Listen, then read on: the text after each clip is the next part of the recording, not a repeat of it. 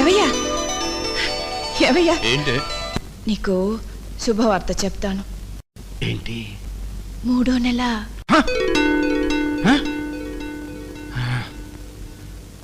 కొంప ముంచావు కదే. పోయి ఈ వయసులో ఈ పనేంటే బాబో? ఈ సంగతిగా అని తెలిస్తే బావగారు ఏమనుకుంటాడు?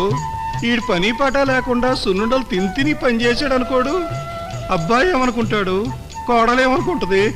అనవసరంగా మన ఇద్దరిని తీసుకెళ్ళి ఆ గదిలో పెట్టడం ఏంటి?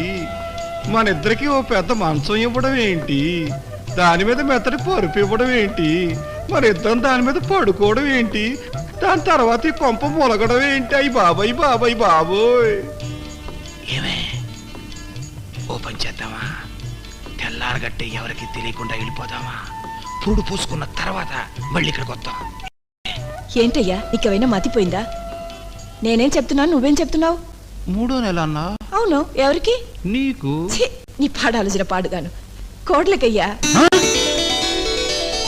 కోడలకా? అయితే నేను తాతయ్యా. నువ్వు నాన్న